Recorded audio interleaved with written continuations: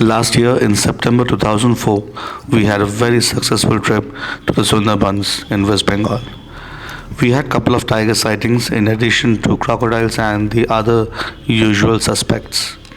However, there is one problem associated with tigers is that you always want to get a better shot. The quest never ends. I, in particular, wanted to get a shot of the tiger approaching me head on with no jeeps or visitors in the background. So soon the search began and we zeroed in on Pilibhit Tiger Reserve. Now, this is a tiger reserve situated in Uttar Pradesh in India, bordering Uttarakhand. Some of the recent tiger sightings on Facebook gave us the hope that this might be the perfect place for us to get the shots we wanted.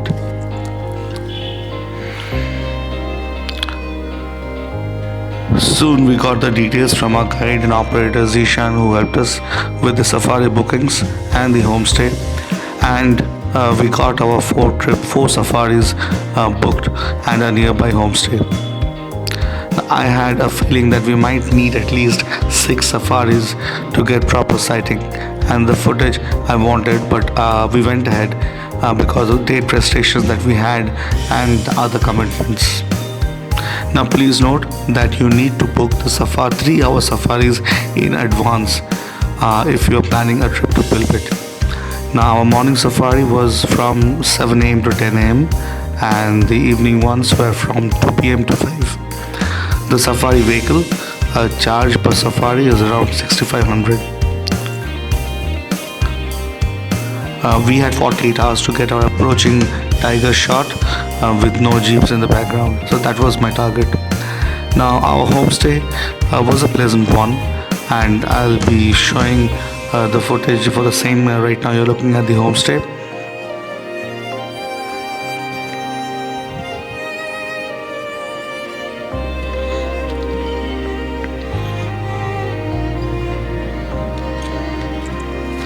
Now some of the cottages here have 2 rooms inside and some have 1. Based on number of people staying inside them, these are designed accordingly. I'll include the number and the point person's name in the description.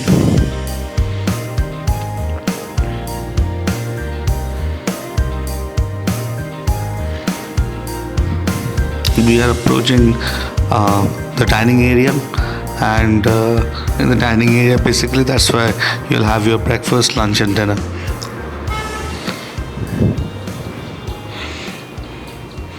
If you happen to be there in summer, there's plenty of there are quite a few swimming pools and jacuzzi that you can utilize. Now this homestay is around 12 kilometers from the Tiger Reserve, so you need to take a ride and reach there by 7 am in the morning. Now a big one. Now this is a picture of the room. As you can see, it's pretty spacious. Now this homestay is around 12 kilometers from the Tiger Reserve, so you need to take a ride in the morning.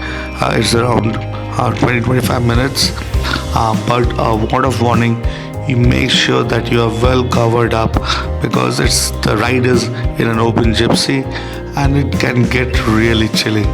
So unless you want to end up in a voice like mine, you have to be properly covered. If you have kids, make sure they are taking extra precaution and are covering themselves up. Now, the car which we used was a gypsy, and just before in this video you will see there's a big car. This one is a Tata Yodha.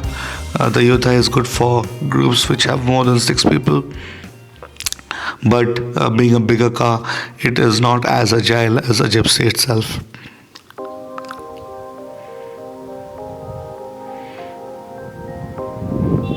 And the gypsy compared to Yodha, I think, is a lot less louder. So both have their advantages. If you're a bigger group, probably it makes sense to take a Tata Yodha, and if you have a smaller group, then go for a gypsy because it's a lot more agile. It can get to places quicker, it can back up quicker, and it's not as loud as a Tata Yodha. Now the drive inside the reserve is amazingly breathtaking. A zone would be assigned to you, and there are primarily 2 zones.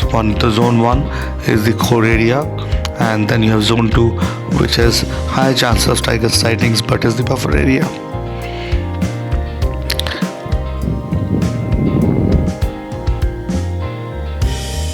Now we were greeted by some of the common bird species like the peacock. We just saw a pied hornbill, and of course the Serpent Eagle, which is available plentiful inside and around the Tiger Reserve.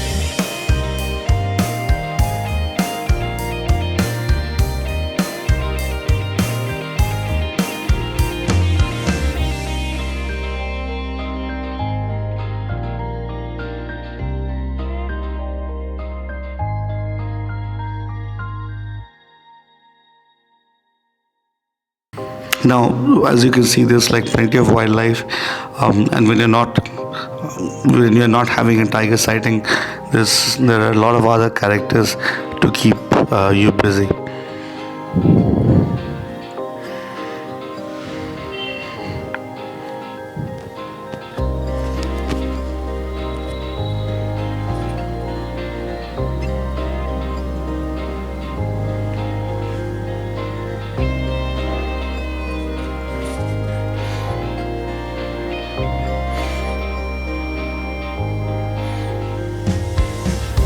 The spotted deers are very common, I'd say, but the problem is when you see a spotted deer roaming around on the roads, that means you don't have a tiger nearby.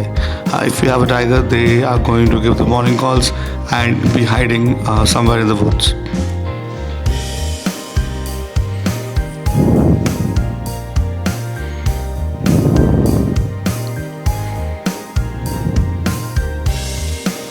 These are the Barasinghas.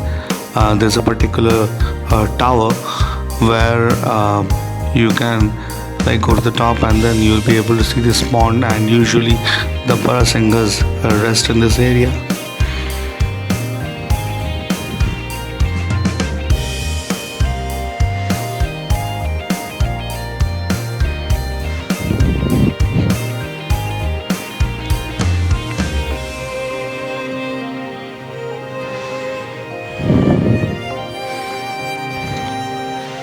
In this particular case, you will see it's raining, so it's always good to book a few safaris just to make sure that you do get your share of sunshine and rain.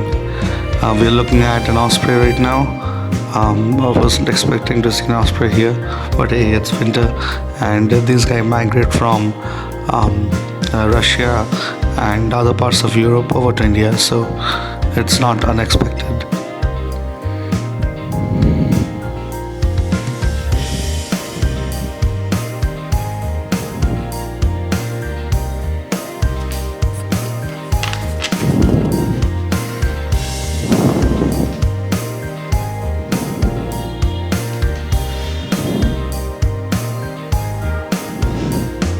Right, and here we are in day 2. Looks like there's a tiger in front of us, but this is one of the problem, guys. When you go there, like often you'll have like 3 or 4 rows of jeeps in front of you, and it might be really challenging to get a glimpse of the tiger. Here you might see I'm standing on the seat and somehow managed to get a glimpse of the tiger, like far away though. Really struggling with the autofocus because of a number of people who are blocking my view. And here the tiger was making its mark on a tree.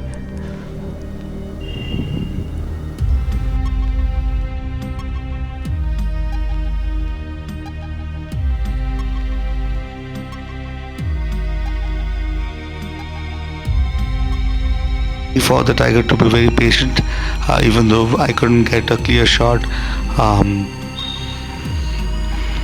within the first couple of minutes, but it got inside the bushes, and rather than going away from us, it came towards us, so giving us plentiful of videos and still shots.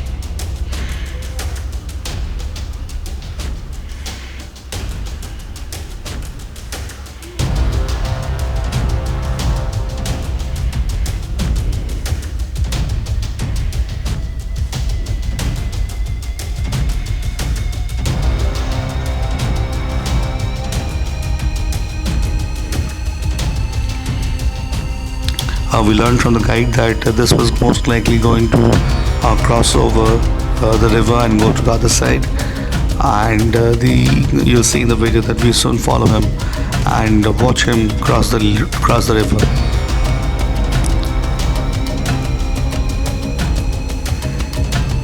There were a lot of learnings for us in terms of preparedness that is required for these tiger safaris, and I'll be speaking about those in a separate video.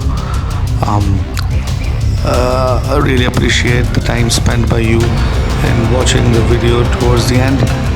Please consider subscribing. The part 2 is where I've included